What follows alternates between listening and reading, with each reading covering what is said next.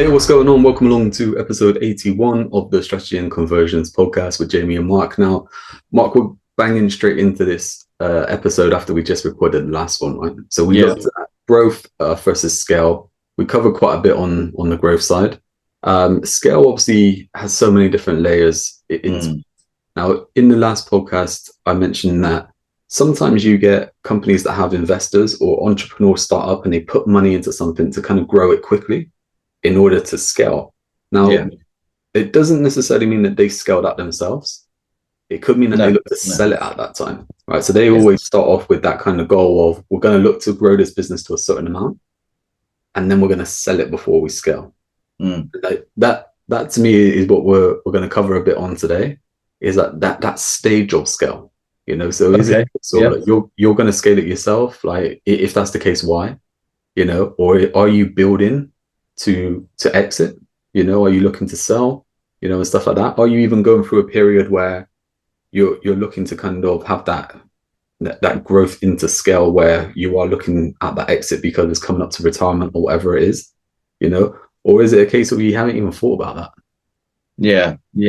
And you know, I originally did some coaching a long time ago, and that was all about exit plans and coaching on exit plans. And I was quite astounded by how few people think about an exit plan. It's like I've obviously got a huge background in project management, and in project management, you never ever think about starting a project without the end in mind.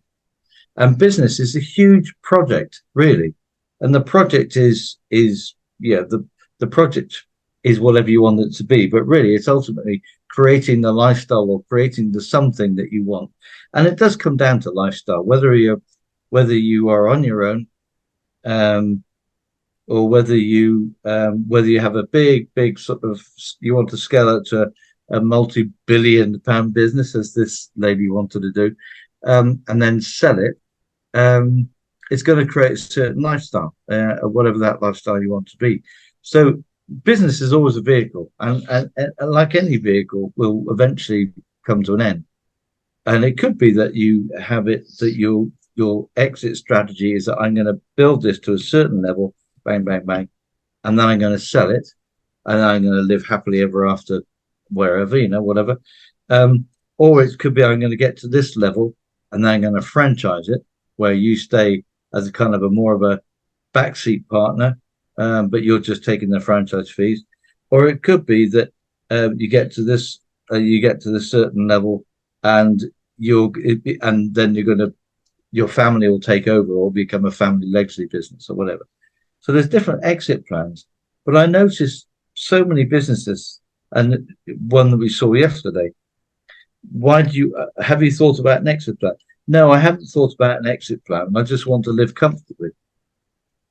What does that mean? It's just so badly defined. But the exit plan it doesn't have to be an exit. It can be like a 5-year plan, an end plan. But there is a goal. Okay, in 5 years, I want my company to be there. That's your project. And then you can work backwards. But like all projects, you must have an end goal, because if you don't, then the project just goes on forever. Nothing really happens properly. It's not structured, I guess, is what I'm trying to say. And like you said, how many businesses don't have an exit plan? But more importantly, how many times have we seen this just ourselves, right? Now we're just talking about us. We're in Bristol in the UK, right? The people that we just know in the local area, right? That over the past, past 5 years, you know, whatever it is, how many people kind of got to that retirement age, and that's it. The business closes. It's like, but they've built up an asset during that time. Yeah, that is actually pretty good. That if they just took 1 or 2 steps forward, they would have something that they could sell, something that they could pass on. But actually, the business just went because there was no plan in place. All it was that, you know, you give yourself a job, right? You give yourself a job. It may be a comfortable job, but without you running it, without you being there or anything like that, once you get to a certain age, there's nothing there. Yeah, I know. It's Yeah, it has been. I've known a couple of accountants in the past what happened. Well, they were they're pretty well single accountants. They were on their own, and they had never had any ambition to take it forward. And they've been doing that. They've been in their business for maybe 30 years. They had a following, obviously. It was turning them a good income. And at the end of the 30 years, they just tell their clients, "I'm sorry, I'm retiring." And the clients have got to go and find someone else and find something else. Whereas they could actually have said, "Right, I'll tell you what we're going to do. We're going to merge with somebody else, or I'm going to I'm going to sell my business," but not necessarily telling the clients at that point. But the whole point is they sell their business to another accountant who will take on that in the way that they've worked, but gives them an amount of money at the end of it, and just say, "Look, it's a great business. We've done this, we've done that. It's done. It's done okay. It's not the huge bit. It's not biggest of business, but we'll give you." I think there was an accountant, bookkeeper I worked with about 4 years ago who had a smallish business, sold it for 70K. Now, 70K doesn't sound much, but 70K was, he had built up a good income anyway, lots of savings. He only wanted 70K because unfortunately he knew I think he had motor neurone disease and he wasn't going to be living that long. He wanted to go on a world tour. He just wanted to get on a ship and go on a world cruise. And he knew that 70K would be fantastic. And so he paid for his cruise. 70K may not be a lot, right? But 70K for us is zero. Yeah, exactly.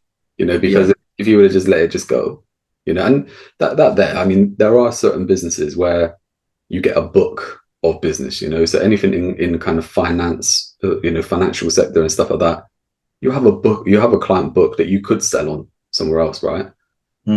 That client book is only going to be worth what it is face value, kind of thing. Yeah. If you actually grow the business to a stage where you can sell it, that business is worth multiples.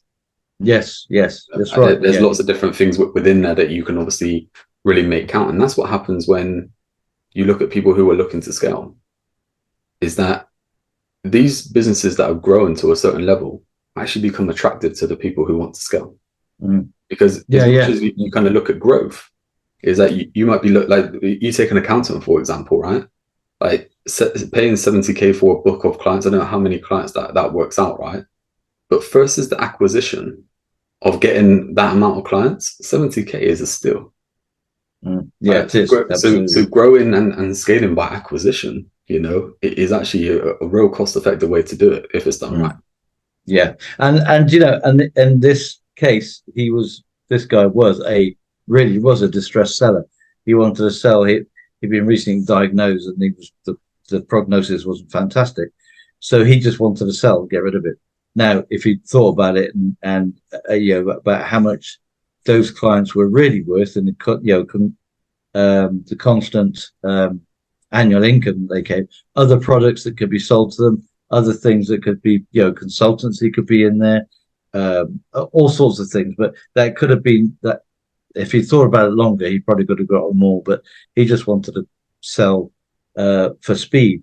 But I think you're right. This is again the end goal, isn't it? If you want to sell, so if you have an end goal, I want to sell a business for 50 million, for example, then in a number of years, whatever those years may be, you think, right, okay, how am I going to get people interested in buying and spending 50 million to buy my business? So straight away, your mindset has changed from not just, I'm going to build a business that I can sell for 50 million, because that's really quite shallow and it's not really thought through. But then you start thinking, right, if I want people to buy to buy a business of mine at 50 million, it's got to be attractive to them. It means it's got to be giving great value to the market. It's got to be giving great value to them. They're not going to buy 50 million if they're not going to make much from it. So they've got to be able to see potential in taking it further than that. So going back to the examples, if you scale your business and you suddenly open you've been in the UK, for example, and you've got your business franchise ready, and you know it works, so you're going to scale it into, say, Germany, for example, and it works in Germany. You're now going to scale it into Canada. You're going to put that business in Canada, it works. And you then go to, say, maybe in India, for example. So you've now got countries where you've got a few branches in each country. People are getting, and somebody comes along and they say they can see that the 50 million is, that's fine. I'll pay 50 million because I can turn it into 200, 300 billion business, whatever. So there's got to be value that you've given to your clients in the first place. Otherwise, you couldn't have built it to that level. But there's got to be value also that you're going to be giving to the people who are going to acquire the business. Because if you say, I want to sell my business for 500 million, and they're going to look at it and say, well, at the moment it's at this level. How can you possibly value it at 500 million when actually the 50 million is a much better valuation?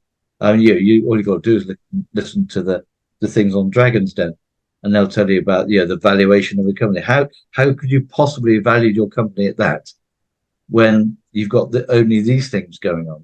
You're telling us it's going to be a 10 million company. How is that going to happen?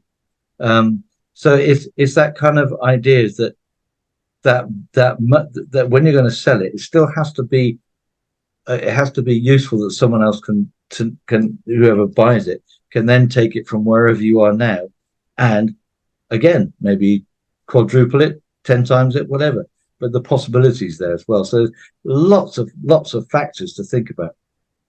Dragon's Den is a great example, isn't it? Because the dragons, the ones investing, they are looking at scale. They're not just looking at a bit of growth. They're not looking at 5s and 10% and stuff like that. No. They're looking at how do we quadruple, this? How do we get it to a point where you're just in a small kitchen on the side of your house, but we're going to do a full-on factory if we're going to do this how we want it to do. They're looking at that bigger picture. I mean, it always baffles me when you get someone going in and they value the business at like 100 million.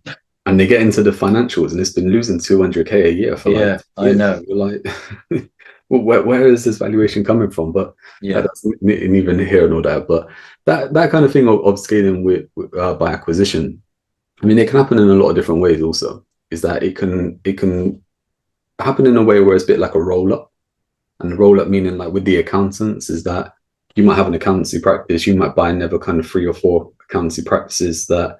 They all have, say, 50 clients. And, by bringing it all together, you've now got 300 clients. And you've got the staff as well. That actually means that you could probably take on another 200-300 clients on top of that, which actually means you turn into a bigger, accountancy firm with like 600 clients, right? So you've scaled within a short period of time through acquisition. You've done that. And now you can even look to sell that business at a bigger multiple because of the amount of money it earns, because got all those different people. What you can also do is look at obviously acquiring different assets that work adjacent to your business. I mean, we spoke about this again. You're going to ask me what podcast episode, and I don't know, but we spoke about this before with Carnegie, like the steel magnate, and back in whatever kind of age it was, right? Where they bought the train lines because they bought the train. They were spending all their money transporting steel. They were just like, well, if we just own the railways, then it's going to be cheaper to us. Yeah, exactly. So it's that kind of way where you go, okay, like how can I do this? And sometimes you can do it also where you're buying something as a USP over your competition. So that's true. We're doing this also. So, so you don't need to go to 2 different people. You can just come to us for this. You just come to, Yeah, it's interesting to talk about the acquisition thing for a logical acquisition, because there was a company recently, wasn't there? I can't remember who it was now, who were having, after post-pandemic, were having transportation problems, delivery problems in the UK. So they just bought their own transport company. They didn't create it themselves. Yeah. They just thought, right, who can we buy? Went out and bought one, but now they are a supermarket company. You never have a problem with delivery with them because they've got their own transport company, so they do all their scheduling, everything. And so that is the USP. But I'm sure there's other examples of that where the things. So many. I mean, if you look at scaling by acquisition, I mean, you just got to look at some of like the big companies. Like you take Google, for example.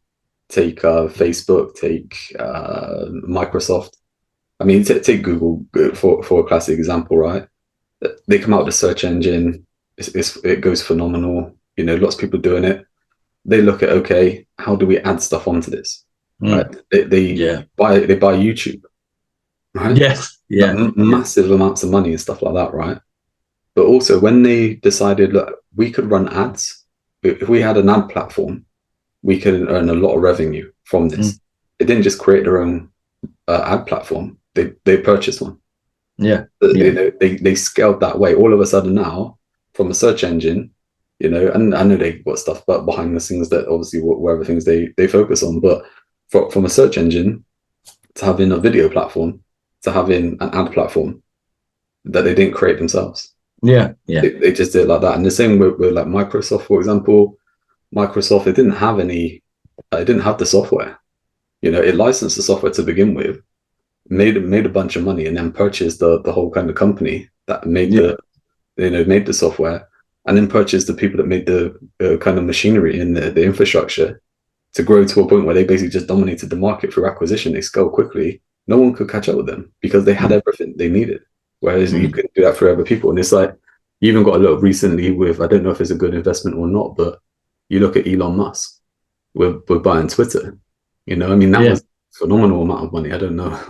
I don't know how Oh, much it yeah. actually I don't was, know. It's but crazy, you wasn't it? know, for him to start and create his own kind of social media platform, I mean, he would never get close to the amount of users and the amount of, you know, action and that Twitter has. So that's why he did that. So, I mean, those are just a few examples. I mean, it could come back to smaller examples, you know. So it's like we said before, it could come back to, you know, like when you said the supermarket buying the whole kind of delivery, you know, it could be something, you know, similar with that. So it could be like a company buying a transport company because Mm. they are sending lots of stuff out. But isn't it interesting that everybody's, you look at these big companies that people talk about. Oh well, it's they've done this. They start off. Jeff Bezos started in his garage Yeah. with a PC selling books. I think it was books, wasn't it? Secondhand. Was it even secondhand books? I don't think it's even new books. Not even sure, He, to be start, honest. he started in his garage with a PC, and Bill Gates started in his garage, wasn't he? Programming, I think. Um, and but they had ambition. They had, yeah, of course, yeah, they had huge ambition, and they had plan. But they they started, and I guess this kind of like goes a bit contrary to maybe what I've just been talking about with an exit strategy. They didn't have an exit strategy, maybe, but they had a 5-year plan. And this is what I'm talking about. That I will get to this point. When I get to this point, I have decisions. I've got money behind me. I can make decisions. So all these people, they got to this plan. Right, I've now got money behind me. I can start to make decisions for the next 5 years, and the next 5, and they could, and they branched out. But they all started. I mean, as I say, you look at Jeff Bezos. I mean, like him or like him or hate him, he started in the garage when he was a young guy in his 20s. Started in the garage, and he's just gone. Well, you could argue I mean, from strength to strength, whatever. But Amazon have become international, and they are the major player still in delivery. Everyone goes to Amazon, and it just shows that even if you start now and think I'm going to start a business that's, I mean, he was selling secondhand books. Now, what kind of business model is that? Selling second, you're not going to make much money on a secondhand book, but he was buying the books and selling it. So you might get somebody now who starts off selling something, really, thinking, right, I'm just going to sell uh, from my study or whatever, my garage. But with the right ambitions, and if you're eager for it, and this is going back to this story of this lady, wasn't it, yesterday, who wants to make, she wants a £5 billion business. Nothing wrong with wanting it. 5 years is a bit extreme. I think Jeff Bezos has been around for more than 5 years. But the point is, it can be done. It really, really can be done. There's nothing wrong with having huge goals like that. But if you do, you've got to take them in bite-sized pieces. You've got to think, right, where do I start? I'm selling a small little product for say 30 quid. Right, okay. So let's first of all get to my first 50k, then 100k, 500k. Then I've got decision. I can start. I've got money behind me. I can start making decisions. Do I buy a premises? Do I do this?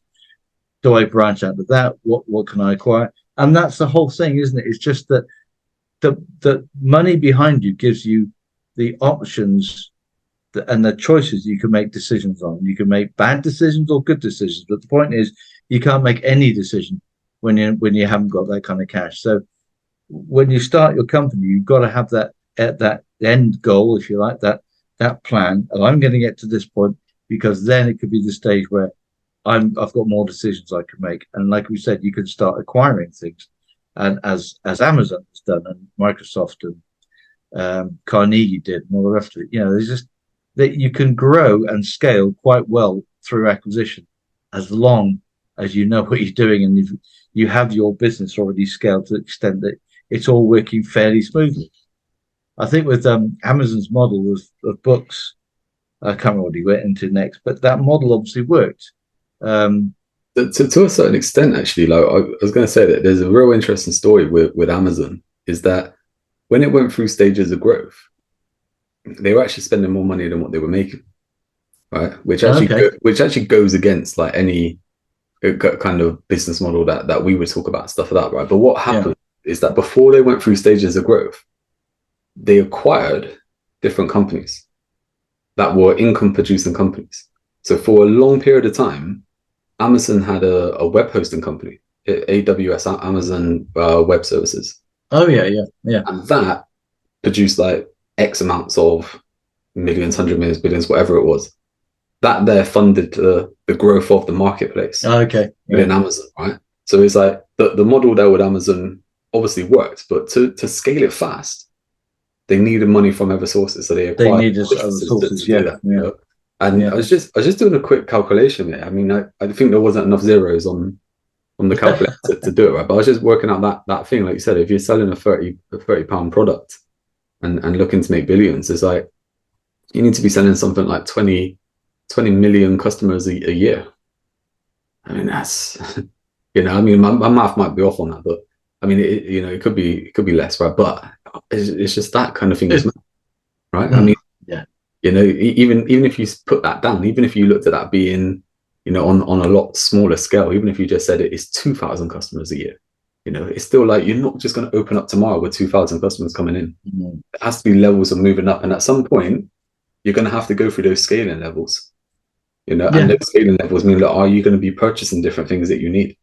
Because it is insane, really, when you look at some of the kind of growth. I mean, you look at some companies out there, and I think that this is where you get people live not so much pipe dreams, but they see it as being a lot more attainable than what it actually is. Is that you look at some of these kind of venture capitalists backed companies, and you take the likes of Uber, for example. I think like Uber's never made money. No. Right. But it's like it's had investment of like, billions basically. And it's like, and Google have a massive stake in there. And I can remember reading something that was basically saying that like the reason Google are in there is to get all the kind of data of like the kind of roadmaps and the journeys that people take and stuff like that. So that when the self-drive cars come in that they already have, they can take over from Uber. They don't need a driver. They can actually just buy Uber then at that point and just be like, right, we are now Google, Uber, whatever it is. Do that. It's talk to me, obviously, I don't know if we've ever said it on the podcast now, but I said about a partner in this health insurance business, and we're looking at supplying customers with a Fitbit to track their stats, right? Well, Google bought Fitbit. Yes. Right? And it's like, why would they do that? And it's like, well, one, do they buy a company which is producing income? Like, okay, great, it's an asset, but all of a sudden you're buying the asset in all the customers' names, right? You've now got X amount of customers that you potentially have data on it, so you will know now that through our customers in the UK, for example, do you know what the average heart rate is 80 when it should be 60? That's valuable data to be sold or to plan forward, and for products that you bring out. That's true, and I think that's where, and that's interesting. All that the last sort of 5 minutes of conversation just brings to me the thought process to me that when you want to scale your business, you've got to broaden your blinkers completely as to how's the best way to do it. And acquisition of companies that don't seem to be aligned but are producing an income, but underlying are you getting customer data, or you're getting this for marketing or whatever. It makes so much sense, and I think that's a big thing, isn't it? It's thinking way outside the box when you start to scale. I mean, if you have an accountancy practice, for example, and you want to scale it, like we talked about, getting it franchise ready and doing all this, but then it's, well, okay, if I'm going to scale my accountancy practice, what else could I have that I can sell my services to, or what else can bring me more of that thing? And that's a really interesting thing. I'm actually sitting down and having some massive thoughts about the different things, the different companies that you can acquire that will help you scale a business. Oh, mate, absolutely. I mean, a tactic that I'm really hot on at the minute is strategic partnerships. Right, so who can refer a business to me? Who can I refer a business onto? Right, so the client that I'm dealing with, who deals with them before they would come to me? Who deals with them after they would come to me? And I'm not talking about that myself, but for any kind of business. Yeah. So I'm trying to think for like the accountant now, what best way that would be. But you might get it, for example, right, that the a business coach passes on a referral to the accountant. Right. Yeah. The accountant may pass on a referral then to a business insurance person, right? Or maybe employee benefits or something like that, right? Now, if you're the accountancy practice, you might look at that and go, do you know what? I'm paying out X amount per lead to that business coach. What if I just purchase that company? It's already generating X amount of business, and actually those leads that's passed me, I'm not paying then for that. Okay. And then even going, okay, the insurance company, I get a kickback every time I pass it. I must have passed them 1,000 customers in the past 2 years. Well, if I'm only taking 10%, imagine if I was taking the other 90%. And buy it, yeah.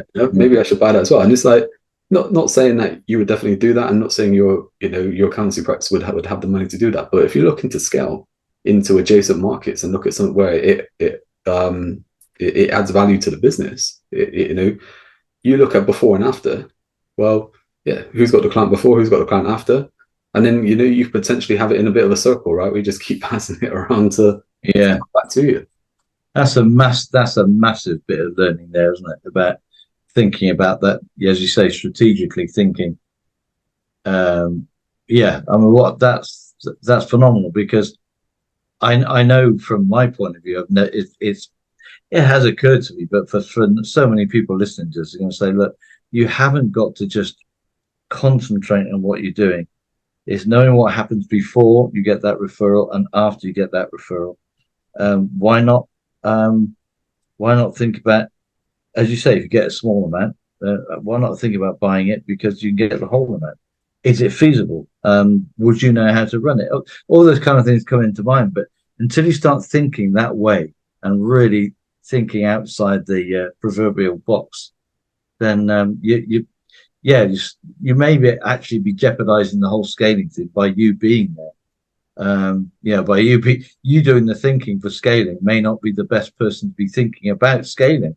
Isn't that massive though? We listed some of these big companies, right? No one gets emotional in buying whatever it was. Like, when Facebook bought Instagram for however amount of money it was, and WhatsApp, and people are saying you're insane. And you look at Google with YouTube, right? It was the amount of money they paid for YouTube. People are saying, look, why would you even pay that kind of money? And it's something like it makes that amount every minute or something like that now. It's like, it's crazy, isn't it? And like that thing there with the accountancy side, it could be that you're in control, so you're not looking at it as a business owner. You're not looking at it as we spoke about this before, actually. And you hear about people when they talk about working in the business versus working on the business. And I said there's another level, and it's working above the business. Working above, yes, you did mention that. You need to look at things as an investor. Yeah. And you need to be planning your moves as an investor. You're not involved. And what an investor will look at is going, okay, look, where is that scalability within here? How much money could I actually make? And even looking at, that exit point, so like you said, 5 years, it could be when we get to 5 years, we want to be in this position. Yeah. We could sell. if we wanted to. And that was our level 5 of business, wasn't it? In our business levels, we talked about level 5 is having that mentality of buying. And it's really interesting because I think that's the way ultimately you actually can have this. Well, look at that, more than 5 billion type business, but these multi-billion type businesses is right. Is this what should I buy now and why and how will it benefit? There's huge sort of thoughts there. No example comes to mind at the moment, but I guess you have I guess Elon Musk he's got the Tesla, and he must have been purchasing companies or expertise in his SpaceX projects and stuff, and all that kind of stuff. So he hasn't been doing that alone. And I think that's where what's interesting, because everyone has this idea, don't they? Or the public have this idea. Oh, well, Elon Musk is doing this, and he's got this, and he's doing that. He's not doing any of it, and he might have been interested in rocket propulsion when he was a kid, but he's not doing any of it. He's not having the expertise for all of it, but he's getting the companies to do it all for him. Again, we go back to Carnegie. Carnegie was cited, wasn't it? I know nothing about steel. I just got people around me that know everything about steel, and I am the glue that keeps them together. I just thought, mate, we haven't even mentioned that, have we? I mean, we're talking about acquisition for scaling, but actually acquisition for, people. Yeah. Acquisition for assets. You might have a case where, you need to build a warehouse. And it's like, well, look, could you actually buy a business that already has a warehouse, and that business maybe isn't that good, but the asset of the warehouse makes sense that you could actually come in and shut the business down and move it into, your factory for whatever it is that you need. Is it a case of, again, the accountancy practice, right? I hope accountants are listening. I was just going to say, we're giving them some real gems here. But you might get that accountancy practice who, that maybe they have a few different accountants, but maybe they don't have certain qualifications to take on certain parts of business. Yeah. So instead of looking at how we bring those people in or how we look to get those kind of customers, well, we just buy a business that has those people and those clients also. The same as if it was like, say, a local garage, like a local mechanics, and they want to move to the other part of town, like set up another premises on the other part of town. Would it be easier to buy a garage that's already there, already has customers that they can just put their logo on and start doing their way? It's all that. Like, of course, like this costs money, but we're talking about scaling now. We're not talking about growth. No. So and scaling requires investment. Exactly. Yeah. You're not going to scale without investment, as much as you try. So we're talking about once you have a scale plan, and this is the whole thing, isn't it?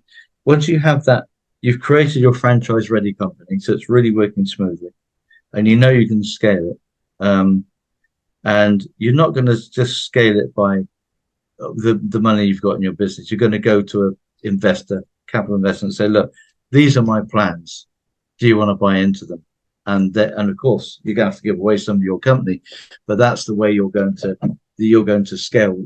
Really scale is by investors coming into your business, maybe for a short term or long term. It doesn't matter, but you're not going to do it on your own capital. Never. There are a few tactics you can look at. Also, I mean, you can look at things like seller finance and stuff like that. So like if just say you had an accountancy business, and I was coming in and I was saying, do you know what, Mark, I'll give you 70k for it now. It could be a case of me saying, look, do you know what, actually I'll give you 80k but over 5 years. I'll give you 100k but over 5 years, and actually I'm going to pay you out of the profits of the business. Yeah, true. Yeah, there are little bits like that, but that's more of a smaller scale than what you're saying. Like when you're scaling big, you'll be looking at, you need money for it to happen. Yeah, exactly. Yeah. I think that's right. Yes, I agree with you. The acquisition of smaller companies, you can do that. Something that with financing it out of the profits made. I was thinking that obviously, like we're talking, we'll just go and buy a company over there. We'll just go and buy a company over there. Like besides the money side, you might be thinking, but who's going to sell the business? It's like you'll be surprised. You'll be surprised how many people are in a trap where it's like, I want to get out. There's a website, isn't there? I think there's a website, businesses for sale. Yeah, I I mean, there's believe. lots of difference. There's Yeah, lots of different websites. You'll be amazed at what you find. And there's so many people coming up to retirement who maybe want to sell their business. People are just fed up with their business, that's the big or one. they've had an illness or whatever. I mean, yes, there are hundreds of different types of businesses out there that are all willing to sell and willing to negotiate as well. That's the But point. negotiate is the biggest part, isn't it? Is that Yeah, there are people out there that would actually take less than what the business is worth, yeah, or even less than what the kind of assets are worth.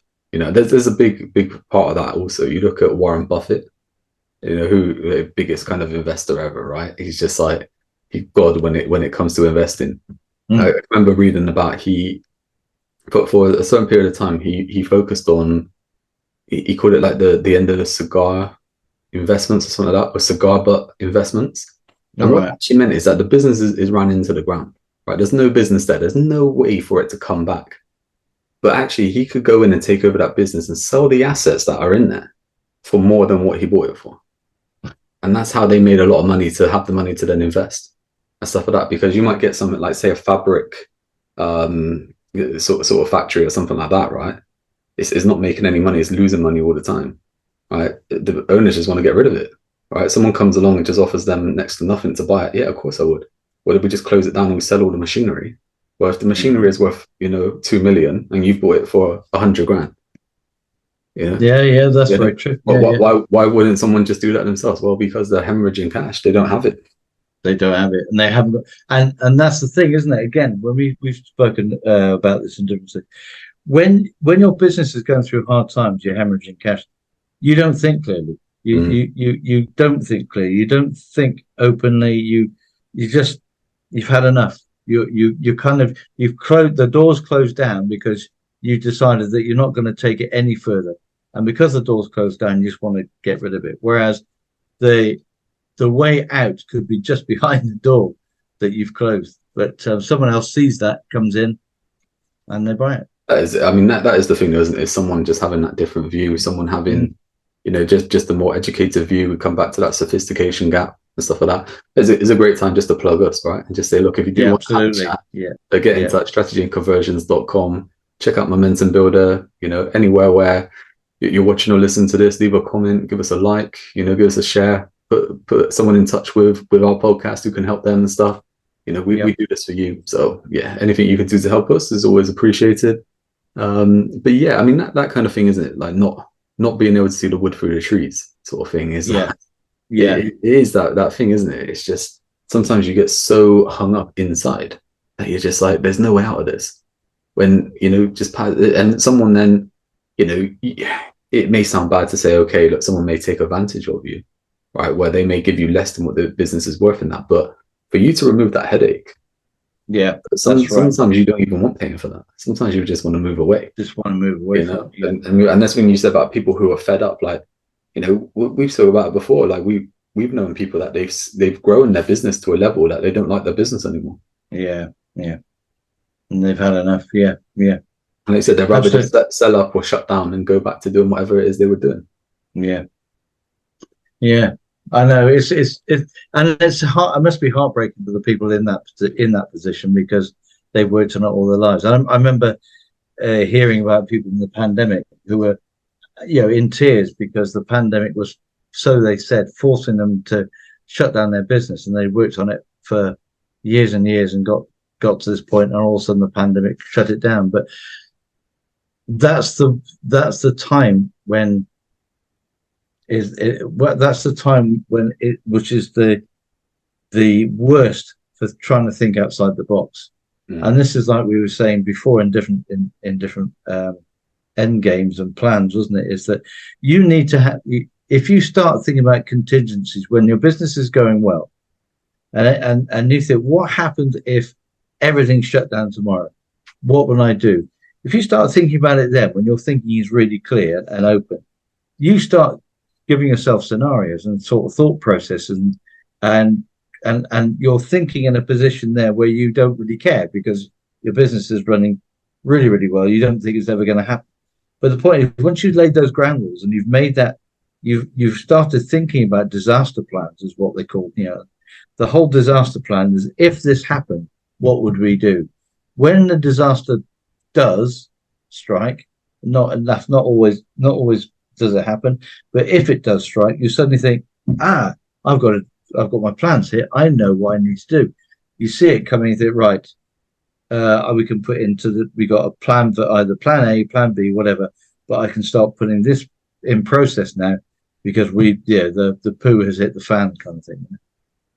Absolutely. I mean, I had this conversation a month or so ago, and a company does over a good million, right?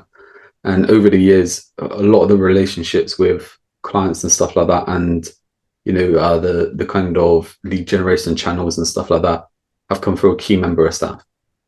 Key member of staff is retiring, right? So basically, like, look, what happens after they retire? Everything's fine. Those relationships will continue.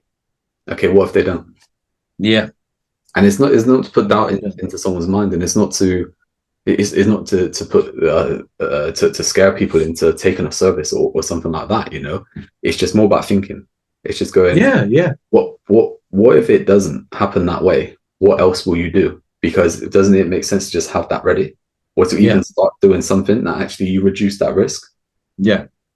The best time for any kind of creative and innovative thinking is when things are going well, which is probably the time when people think and create least.